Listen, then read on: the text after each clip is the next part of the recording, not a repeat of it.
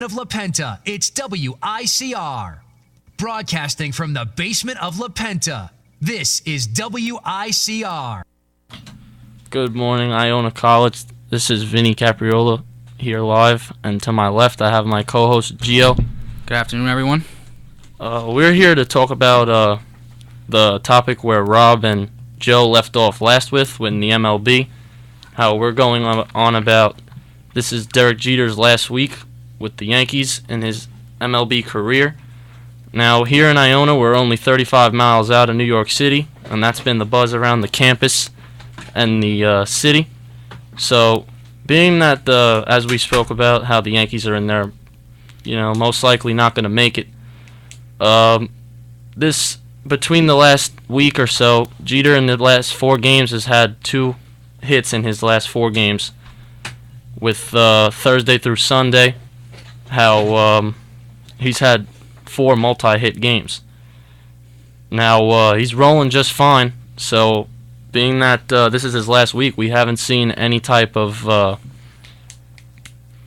adjustment in any of his play, so we're just wondering how he's letting up with this being his last week. They're still in a playoff hunt, but which is not looking good right about now. And we really just want to reflect on his career today, how all the problems that we've been hearing about in the NFL recently, and all of sports, to be honest. In baseball, how we had big problems with steroid abuse and Barry Bonds and suspensions and everything. But, Gio, we never hear about DJ. We never hear anything about him. So, what do you feel about him on that? Oh, I definitely agree with you on that. We never have heard of him in trouble. We have people on his own team in his own realm, just like Alex Rodriguez. He got suspended for a violation of steroid usage, and we never see Derek Jeter that way. This guy, throughout his whole career, what has it been, 20 plus almost that he's been with the Yankees, he's never been in trouble for that thing. He's not a power hitter, that sort of player, but even he could use this type of usage, and he didn't. He's been always respectful. He didn't even throw Alex Rodriguez under the bus, and he's close to him. They're like best friends on the team. But when it came to public relations, he never was in trouble with them. He never talked about Rodriguez in a bad or good way. He just stayed away from it, and that's why he's never been in this sort of spotlight. Right, I feel the same way about it. We've seen what happened with A-Rod and how, DJ just always keeps a smile on his face most of the time, and Definitely. He's always on interviews representing his team to the fullest extent.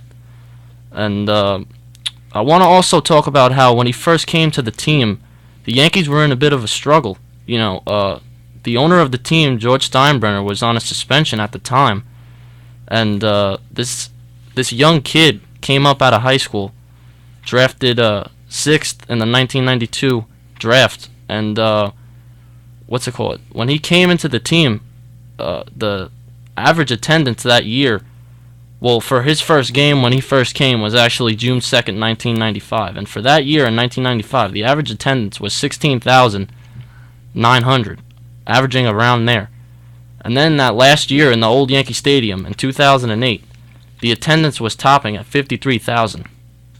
So, Gio, what can you say about that over those years? What happened? Because once this kid came, this whole team changed. Yeah, definitely. When you look at it at first, he might have not even came to the Yankees. There was a story, I read his biography when I was younger. He might have been drafted 4th or 5th, and he didn't. And look who was there to get him 6th, the New York Yankees. At first, even he struggled. You said, Steinbrenner was on suspension himself, but even he struggled himself. Derek Jeter, he didn't get accustomed right away. He had to fight for the spot, for the starting spot at shortstop. There was a player already there in his place, but he took it over, and he slowly became the leader of the team, and he became the captain. And you see over that 12-year span from 96 to 2008, the attendance went up, 16,000 to all the way to 53,000. That's how you can tell a player's had an impact. He started coming to this team. The Yankees are already a great team, but he started shortstop. He came in, and new players started gathering around him, and the team got better as the years went on. We had Mariano come up right before him, and with him they formed the core with Jorge Posada. They had great pitching all the time. They had stellar lineups, and you can see with all the rings they won from the 90s and then up to 2000. Right after that 2008 season, they also won another one. So it just tells you how a person can help, form a team and shape a team. Absolutely, I agree. When you ask a kid, when you're going to see the Yankees, you ask them who you're going to see, and they say they're going to see Derek Jeter. You know, even most sports fans that won't even follow sports, when you bring up the name Derek Jeter, the name Derek Jeter means something to these people. He's an icon. Exactly. I mean, he is the face of what, you know, he is the LeBron of MLB or whatever you want to call it. But these guys, they really shape sports and shape life, because most people are going to be very upset after this. You know, as Joe and Rob stated in the show before, that we've only seen number 2 for our whole lives, basically. So that's a big thing there. And also now we said this is his potential last week, being that it's not looking like they will make the playoffs. They got a 4-game series against Baltimore, which will be their last home from tonight going on till Thursday. Thursday being his last game home. And, you know, then they got a 3-game series away at Boston. Now, in Boston, what I'm hearing is that there's suspected to be a huge ceremony for him, being that this would be his last series. And you look at Boston now. Boston is his rival team, but even they know that this is a serious matter, that one of the greatest shortstops to play the game, or arguably one of the best players to play the game, whether it be skill set or behavioral/attitude, and we've already seen former President George W. Bush come out and honor him out in Texas, and now what do you expect to be happening in Boston? I mean, how can you honor such a guy in a rival place where such beautiful things have been happening to him the whole season? Right. I mean, for his whole career, he's been an enemy to this team. They don't like each other. The teams don't like each other. It's been a historic rivalry since Babe Ruth and whatever happened to him when he came to the Yankees from the Red Sox. But like you said, we were talking about this before. I mean, the former president, George W. Bush, came to celebrate his retirement when, you know, they played the Texas Rangers. What can we expect from Boston? Teams in and out have been giving him things, whether they built something for him. I think the Rays gave him like a canoe or something. Right. There's just been different presents, different, you know, type of gifts, and respective, you know, just looking at him, looking at Derek Jeter and recognizing who he is from every team in the MLB. So coming to the last series of the MLB season, how are we gonna acknowledge Derek Jeter from Boston's standpoint? What are they gonna do? I mean, they're going to have to pull something. Maybe Barack Obama's coming. Who knows? Maybe the president's going to come.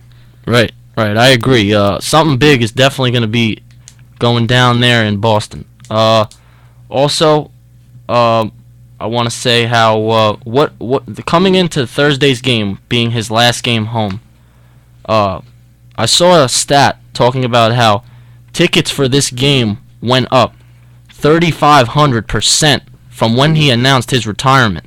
Now, for that game, tickets going up that much, it shows how huge that, you know, people want to be there at this game. Everyone wants to see what's going to happen during that night. What do you think is going to happen when he finally exits? Do you think that they're going to just go through the normal game and then he leaves in the 9th after the final out? Do you think that they're going to pull him out early so that he can have a proper goodbye? Or what do you think is in store for that last night, that last couple innings that he plays? You know, I've been thinking about this a lot, Vinny. I mean, there's so many different options you can go with this way, just how you take him out of the game or just end the game. Personally, I don't think they're just going to go through a game and let him play all full 9 innings. We saw last year Mariano Rivera, the greatest closer of all time, arguably. I mean, stats-wise, he is.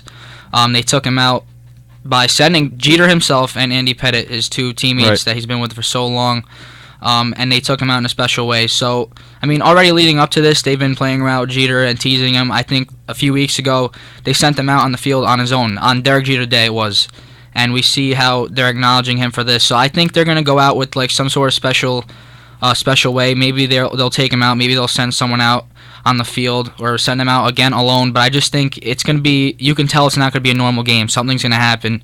We're just going to see what it is, but I just feel like they're going to acknowledge him for a long time during that game.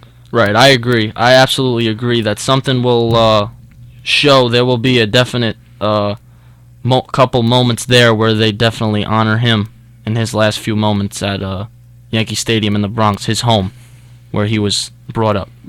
That'll do it for today, a quick segment. For us at Sports, we'll be back soon. getting in the action of things with sports, and we'll see you guys next time. Thank you.